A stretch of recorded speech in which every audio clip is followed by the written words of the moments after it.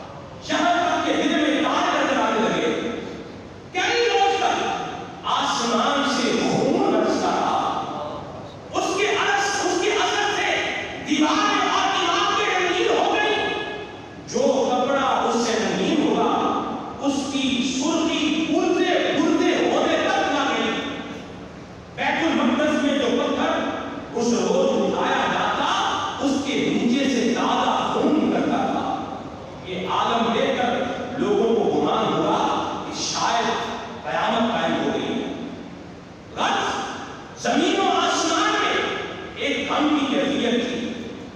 دنیا، تمام دنیا رنج و غم میں گرفتار تھی. آسمان رویا، زمین روئی، جنات کے غمگین اشعار پڑھنے کی آوازیں سنی گئی. اللہ ہزاروں میں 72 دم تھے تسلیم و رضا والے. ہزاروں میں 72 دم تھے تسلیم و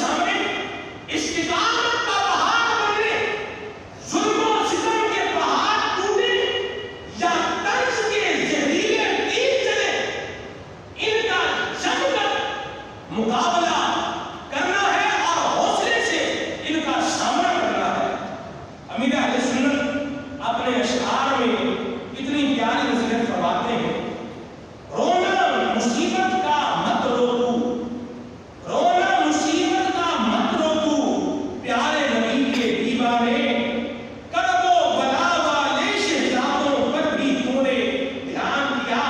پیار مبلغ معمولی سی مشکل پر گھبراتا ہے. دیکھ حسین نے دین کی خاطر سارا گھر قربان کیا. ایک غیر مسلم تھا, اس پر بہت ظلم و ستم ہوا. وہ کہتا ہے کہ میں نے 20 سال تک جیل کاٹی, ناحق ظلم برداشت کیے. ایک رات میں نے فیصلہ کیا کہ میں ظالم کے سامنے جھک جاتا. پھر اچانک مجھے امام حسین رضی اللہ تعالی عنہ اور کربلا کا واقعہ یاد آیا. بس اسی سے مجھے حوصلہ ملا اور ظالم کے سامنے ڈٹ کر کھڑا ہو گیا. ایک اور مسلم کہتا ہے کربلا وہ واحد جنگ ہے جس نے شہادت کے ساتھ ساتھ انسانوں کو اخلاقی سبق بھی عطا کیا. اللہ اکبر. اے اشکار رسول, یہ غیر مسلم ہیں جو کربلا سے سبق سیکھ رہے ہیں. امام حسین کی بے مثال استقامت کو یاد کر کے حوصلے بلند کر رہے ہیں. اس سے پتہ چلتا ہے کہ کربلا ایک سانحہ نہیں بلکہ یہ ایک درس ہے, ایک سبق ہے. ایک واقعہ کربلا ہمیں زندگی کے اصول بتاتا ہے اور شان سے جینا بھی سکھاتا ہے. ایک شاعر بھی کہتے ہیں کہ میں بی اے میں پڑھتا تھا. بی اے کی انگلش میں ایک ناول پڑھایا جاتا ہے. ایک ٹیچر نے اس ناول سے متعلق لیکچر دیا. کہنے لگے اس ناول کا مصنف ایک یورپین مفکر ہے. دوسری عالمی جنگ میں یہ ایک فوجی کے طور پر شریک ہوا تھا اور دوسری عالمی جنگ کے بعد یورپ میں جو انقلاب آیا اور یورپ نے جو ترقی کی, اس انقلاب اور ترقی کی بنیاد جن نظریات پر تھی وہ نظریات پیش کرنے والے مفکرین میں ایک مفکر اس ناول کا مصنف بھی ہے. مصنف اس ناول میں اپنے مخصوص انداز میں کامیابی کے اصول اور ناکامی کے اسباب بیان کیے. پھر ٹیچر نے اس ناول کے متعلق لیکچر شروع کیا. مصنف کہتا ہے اگر ہمیں زندگی کے سفر میں کامیاب ہونا ہے تو اس کے لیے صبر اور برداشت کی سخت ضرورت ہے. کس کی؟ صبر اور برداشت کی کیا ہے ضرورت. صرف نہیں کیا ہے سخت ضرورت. یہ بات یاد رکھیں, زندگی میں کامیاب ہونا ہے تو زندگی میں صبر اور برداشت کی سخت ضرورت ہے. آگے چلیے. کہتا ہے کہ ہمیں کامیابی کے لیے تحمل مزاجی یعنی قوت برداشت پیدا کرنا چاہیے. کامیابی کے لیے ہم دوسروں پر بھروسہ نہیں کر سکتے, ہمیں خود پر اعتماد کرنا ہوگا, لیکن اس کے ساتھ ساتھ زیادہ خود اعتمادی سے بھی بچنا ہوگا اور کانفیڈنٹ نہیں ہوگا. اس ٹائم میں کہتے ہیں کہ ٹیچر ناول کی سٹوری سے ملنے والے سبق بتا رہے تھے اور میرے ذہن میں واقعہ کربلا چل رہا تھا. جیسے ہی ٹیچر نے اپنا لیکچر ختم کیا تو میں نے ساتھ کا بول تھا سر یہ سب تو ہمیں کربلا میں سکھاتی ہے. امام حسین نے ہمیں صرف صبر بتایا نہیں بلکہ کر کے دکھایا. حلم, بردباری, قوت برداشت, خود اعتمادی وغیرہ یہ سب وہ باتیں ہیں جو امام حسین نے ہمیں لکھ کر تو نہیں اگرچہ دی لیکن کر کے ضرور دکھائی.